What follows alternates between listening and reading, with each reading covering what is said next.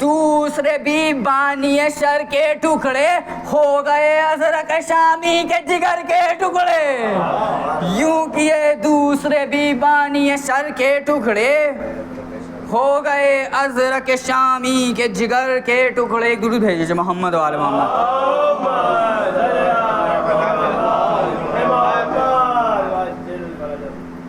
دل میں سمجھے ستم ایجاد، یہ تیسرا لڑکا ہے کہ دل میں سمجھے ستم ایجاد کہ بچنا ہے محال۔ ایک درود بھیجیے محمد و آل محمد۔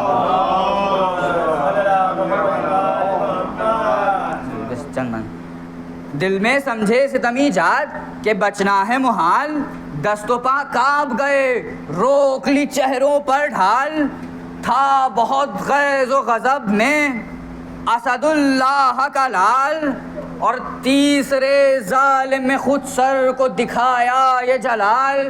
دیکھا حضور، تیسرے ظالم میں خود سر کو دکھایا یہ جلال، بھائی تھام کر بند قمر، تھام کر بند قمر، یوں سوئے لشکر پھینکا او خیبری سمجھے علی نے در خیبر پھینکا۔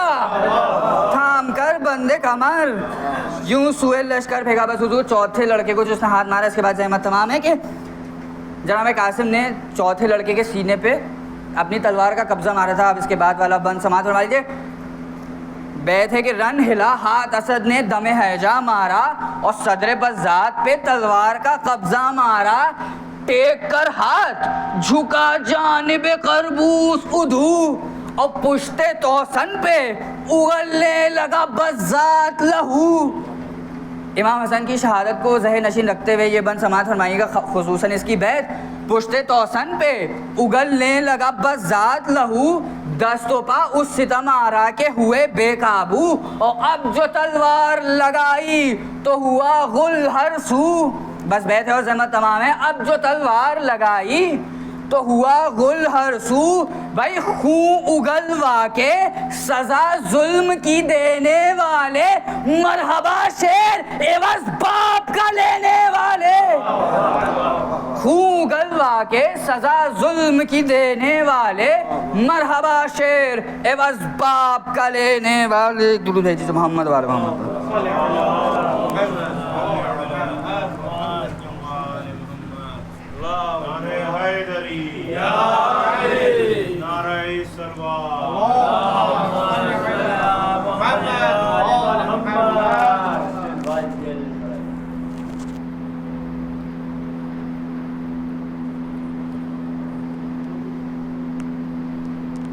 فاتحہ۔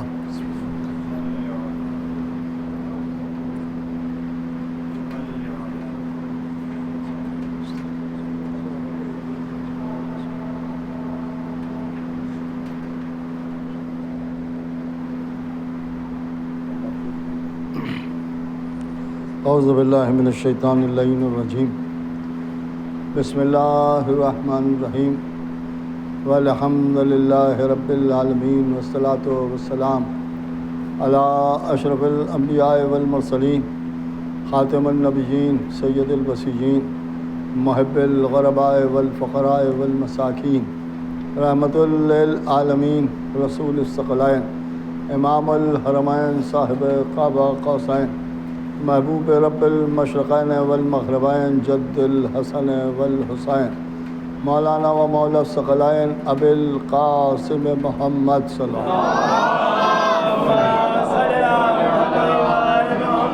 علیہ بیت طیبین الطاہرین المعصومین المظلومین، ولعنۃ اللہ علی اعدائہم وقتلتہم اجمعین، من لیلنا ھذا الی یوم الدین، اما بعد فقط قال اللہ سبحانہ تبارک و تعالی فی کتابہ الکریم والفرقان الحکیم وقولہ الحق، بسم اللہ الرحمن الرحیم، فاسألوا اہل الذکر ان کنتم لا تعلمون۔ صلوات بھیجو۔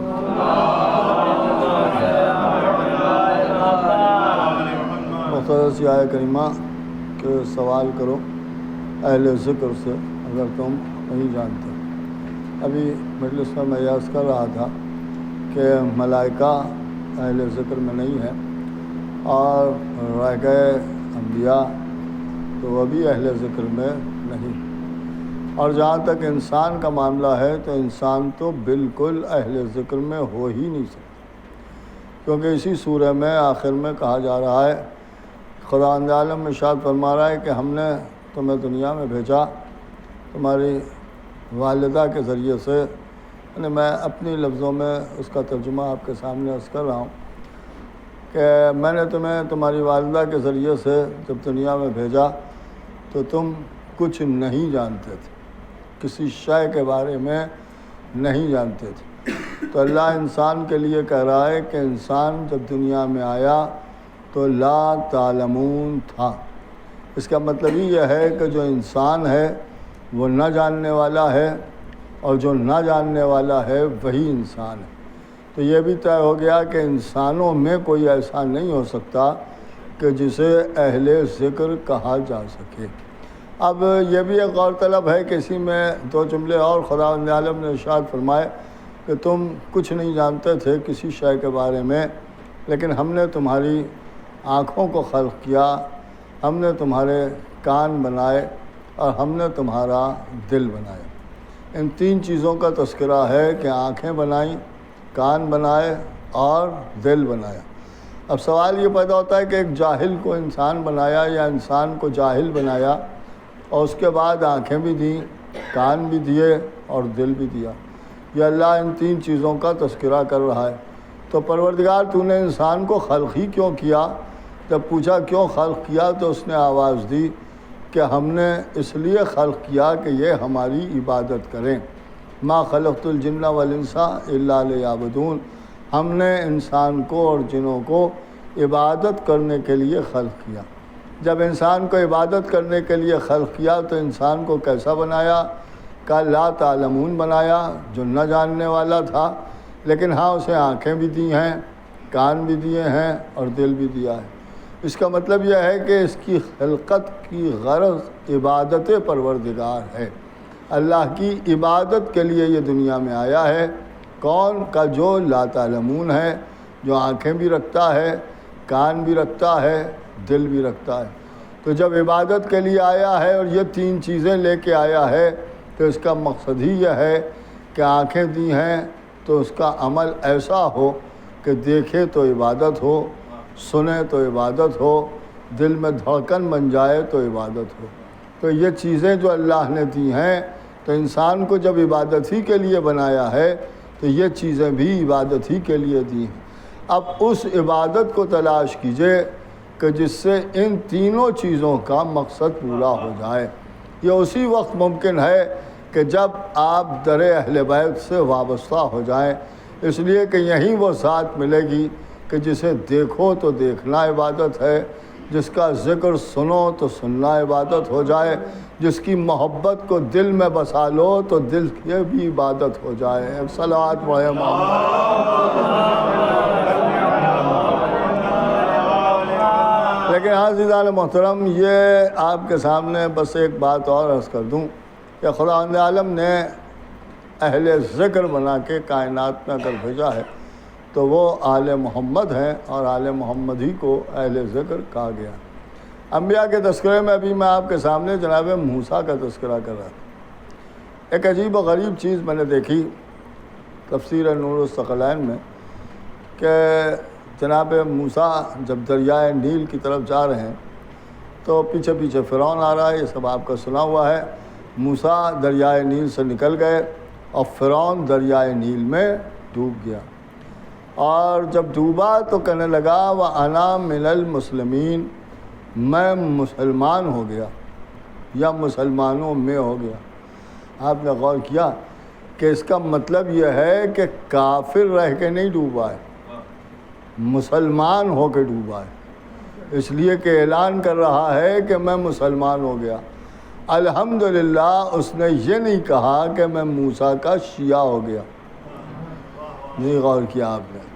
اس کا مطلب یہ ہے کہ اپنے مسلمان ہونے کا اعلان کر کے اس نے بتا دیا کہ فرعون جیسے مسلمانوں میں تو ملیں گے مگر شیعوں میں نہیں ملیں گے۔ ایک صلوات پڑھیں محمد والے محمد۔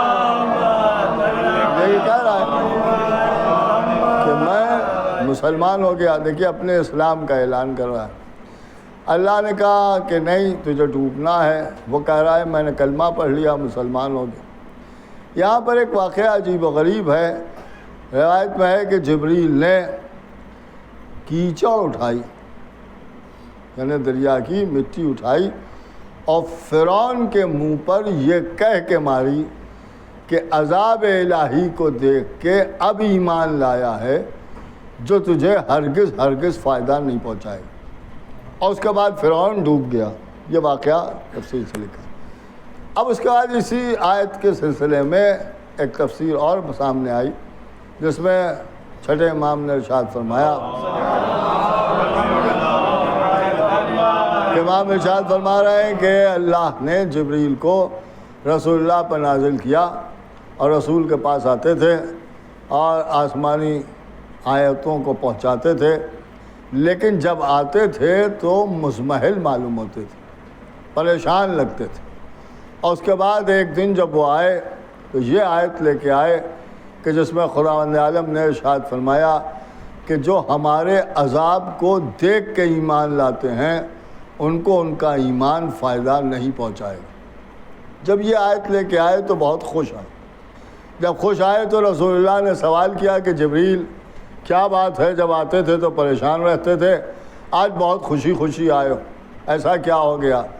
تو جبریل نے کہا کہ یا رسول اللہ معاملہ صرف اتنا سا ہے کہ جب فرعون ڈوب رہا تھا جو اپنے زمانے میں اللہ کا سب سے بڑا دشمن تھا، تو مجھے اللہ کے سب سے بڑے دشمن کو مارنے کا موقع مل گیا تھا، لہٰذا جب وہ ڈوب رہا تھا تو میں نے مٹی اٹھا کے اس کے منہ پر ماری اور یہ کہا کہ جب اللہ کے عذاب کو دیکھا تب ایمان لا رہا ہے، یہ ایمان تجھے فائدہ نہیں پہنچائے گا۔ کہا پھر یہی تو آیت میں ہے۔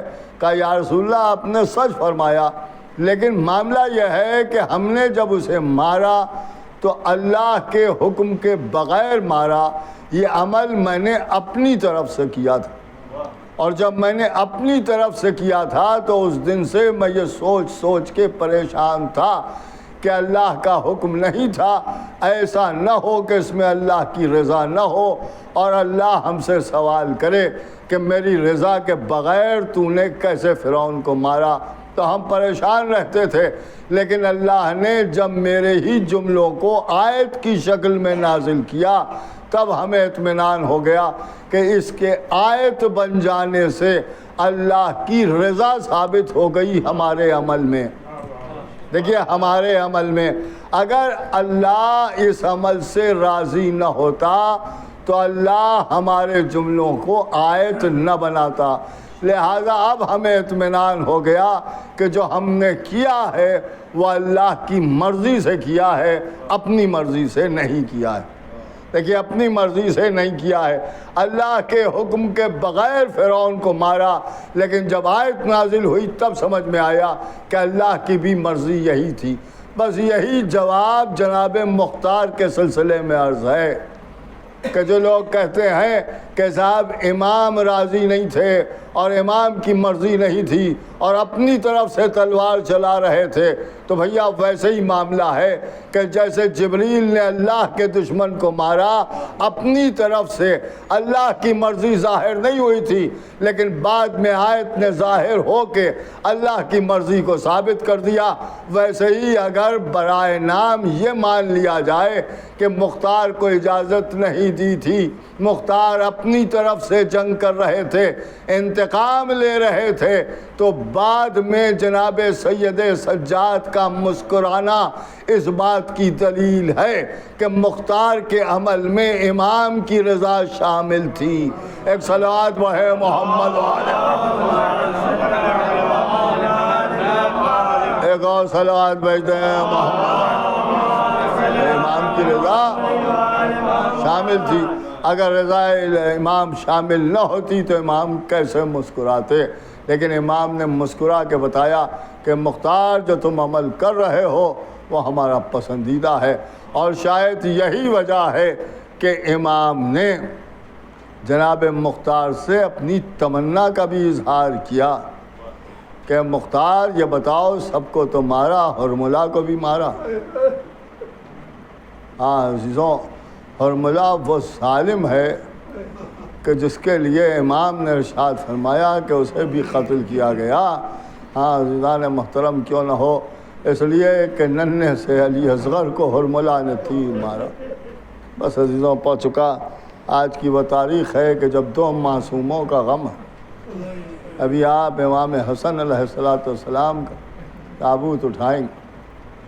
آج کی تاریخ میں امام حسن علیہ السلام کی شہادت ہوگی۔ جودہ بنت اشس کے گھر میں ہے اور اس نے زہر دیا، اور جب زہر دیا تو امام نے 2 گھونٹ پانی کے پیے اور فوراً کھڑے ہو گئے۔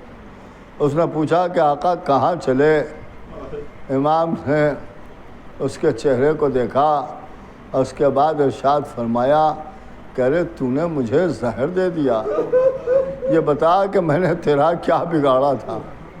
یہ کہہ کے امام وہاں سے چلے، آگے بڑھتے ہوئے روضہ رسول کی طرف مڑ گئے، تربت رسول پہ جا کے بیٹھے، پائیں پا بیٹھے ہوئے ہیں، دونوں ہاتھ تربت پر رکھے، آواز دی نانا آپ کے نواسے کو زہر دے دیا گیا، اے نانا مجھے زہر دے دیا گیا، اے نانا کل میں آ جاؤں گا، نانا میں چاہتا ہوں کہ میں آپ کے پہلو میں دفن ہو جاؤں، لیکن یہ ظالم مجھے دفن نہ ہونے دیں گے۔ یہ کہہ رہے تھے کہ تربت لرز رہی تھی۔ امام پھر وہاں سے اٹھے، جنت البقیع میں پہنچے، ماں کی تربت کو دیکھ کے گھٹنیوں اور کوہنیوں کے بھل چلتے ہوئے آگے بڑھے، اماں اماں کی صدائیں بلند کرتے ہوئے تربت پر جا کے بیٹھے، آواز دی اماں آپ کے حسن کو زہر دے دیا گیا، اے اماں اپنے پہلو میں تھوڑی سی جگہ رکھنا، آپ کا حسن آنے والا ہے۔ میں اتنا کہتا تھا کہ تربت سے آواز آئی میرے لال حسن پریشان نہ ہو، میں تمہارے ساتھ ساتھ ہوں۔ ماں کی تربت سے اٹھے، بیت الشرف کے قریب پہنچے، دق الباب کیا، جناب ام فروا نے دروازہ کھولا، آہستہ سے اندر قدم رکھا، 2 قدم آگے بڑھائے تھے کہ قدم لڑکھڑائے، جناب ام فروا نے سنبھالا، پوچھا آقا خیریت تو ہے؟ تڑپ کے فرمایا ام فروا مجھے زہر دے دیا گیا، اب مجھے جانے کا وقت قریب ہے۔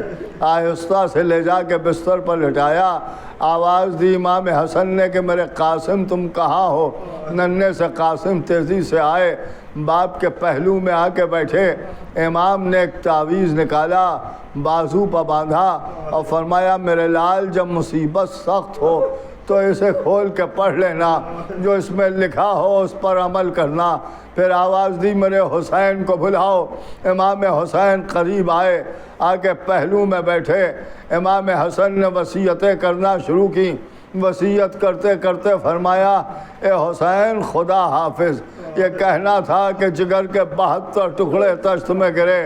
حسین نے اپنے بھائی کا جنازہ اٹھایا، یہ جنازہ بیت الشرف سے نکلا، جیسے ہی رسول کے روضے کی طرف مڑا، خدا لعنت کرے اس ملونہ پر کہ جس نے تیروں کی بارش کرا دی۔ 17 تیر امام کے جسم اطہر میں پیوست ہو گئے۔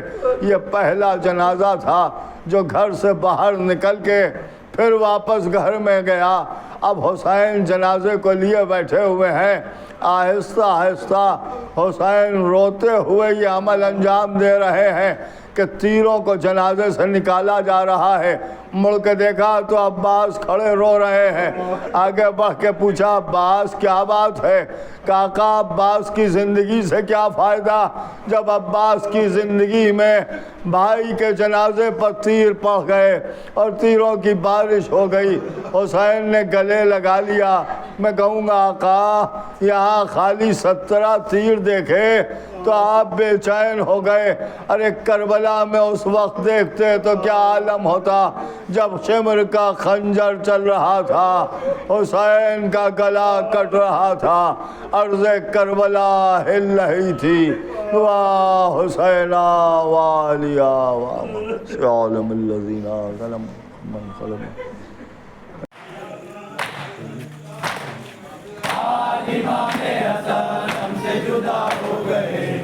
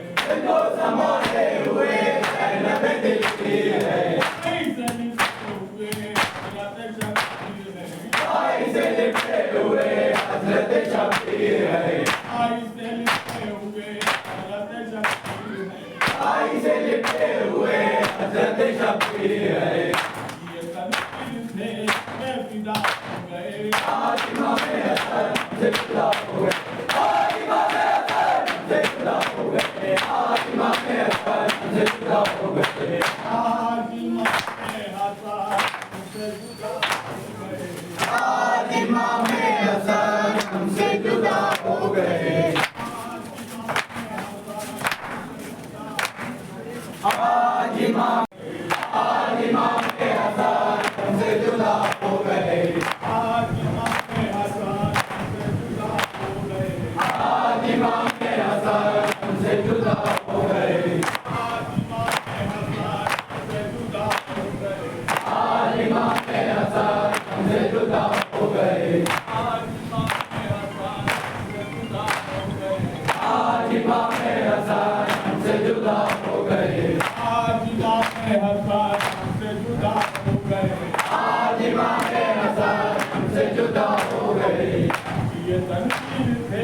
میں فدا ہو گئے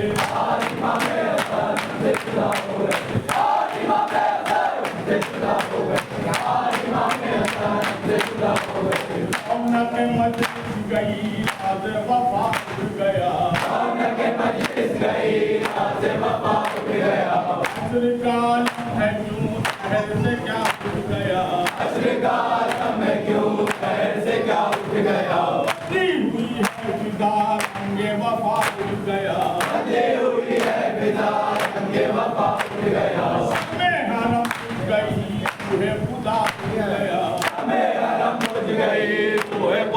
اڑ گیا میں حرم اٹھ گئی روح خدا اٹھ گیا میں حرم اٹھ گئی روح خدا اٹھ گیا یہ تنقید تھے میں فدا ہو گئے آج امام حسن ہم سے جدا ہو گئے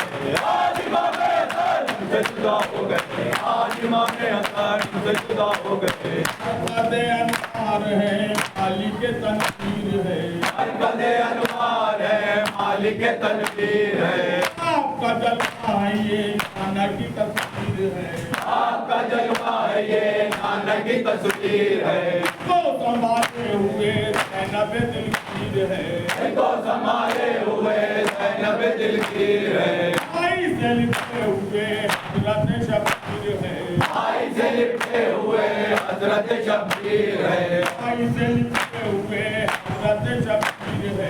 آئی سے لپٹے ہوئے حضرت شبیر ہے یہ تنقید تھے میں فدا ہو گئے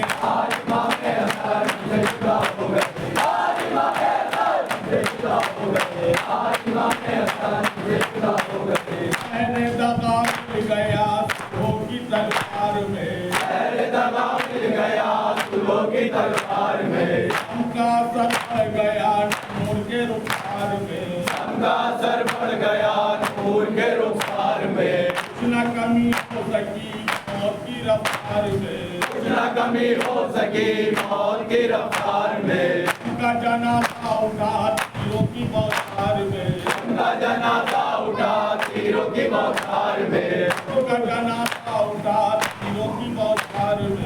کا جنازہ اٹھا تیروں کی بوچھار میں یہ تنقید تھے میں فدا ہو گئے آج امام حسن ہم سے جدا ہو گئے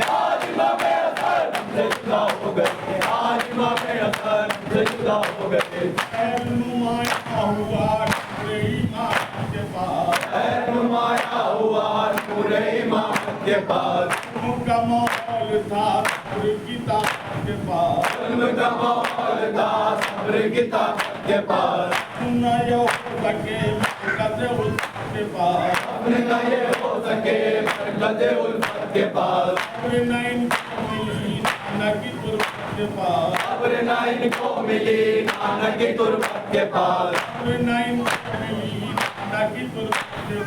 صبر نہ ان کو ملی نانا کی تربت کے پاس یہ تنقید تھے میں فدا ہو گئے آج امام حسن ہم سے جدا ہو گئے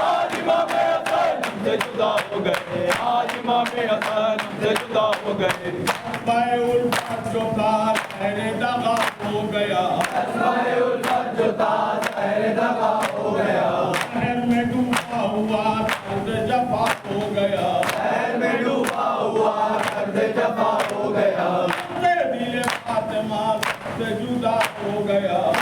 دل فاطمہ سے جدا ہو گیا شہر میں کو نام ہے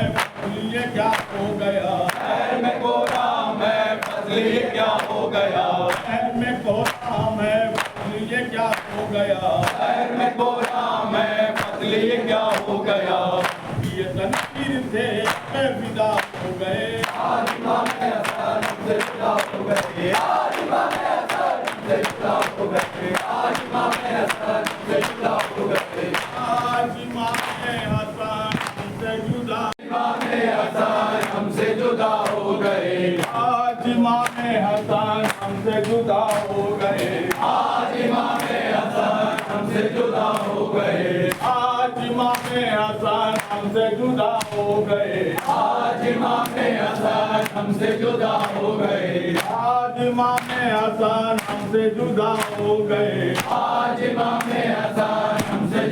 ہو گئے آج امام حسن ہم سے جدا ہو گئے آج امام حسن ہم سے جدا ہو گئے آج امام حسن ہم سے جدا ہو گئے آج امام حسن ہم سے جدا ہو گئے آج امام حسن ہم سے جدا ہو گئے آج امام حسن ہم سے جدا ہو گئے یہ تنقید سے بے فدا ہو گئے آج امام حسن ہم سے جدا ہو گئے آج امام حسن ہم سے جدا ہو گئے آج امام حسن ہم سے جدا ہو گئے امام حسین امام حسین امام حسین امام حسین امام حسین امام حسین امام حسین امام حسین امام حسین امام حسین